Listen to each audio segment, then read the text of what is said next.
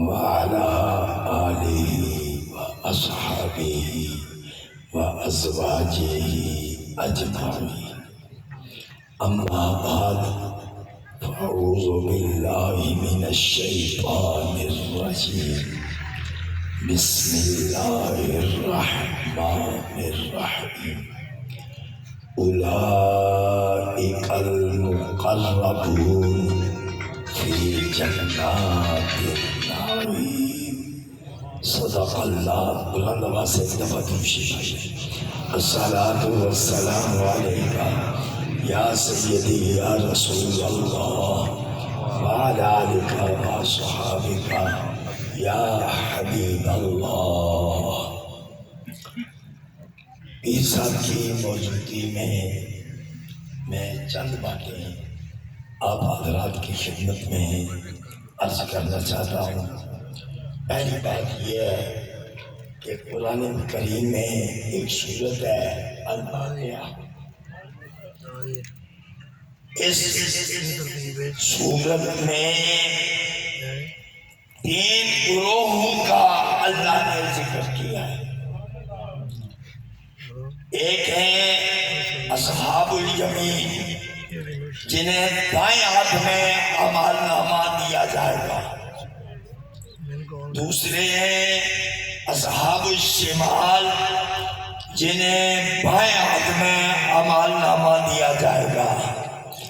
اور تیسرا گروہ وہ ہے جنہوں نے اپنا سب کچھ اپنے مولا کے نام پر قربان کر دیا. ان کو کہا ہے اولئک المقربون. ان کا مقابلہ اصحاب الیمین تو دوزخی ہیں، اصحاب الشمال جنتی ہیں، لیکن مقرب لوگ یہ اگر آپ سورت الواقعہ کا کبھی مطالعہ کریں، ترجمہ پڑھیں تو آپ حیران ہو جائیں گے کہ اللہ نے ان تینوں گروہوں کا ذکر کیا، لیکن جو مقرب لوگ ہیں ان کے ذکر کا انداز جدا گانا ہے. حضرین محترم، ہمارا اسلام مذہب نہیں ہے، دین ہے. اور دین کا مطلب مفہوم کیا ہے کہ زندگی کے ہر موڑ پر ہمارا دین ہماری رہنمائی کرتا ہے. کاش کہ ہماری سمجھ میں یہ بات آ جائے کہ ہمارا اسلام مذہب نہیں، دین ہے.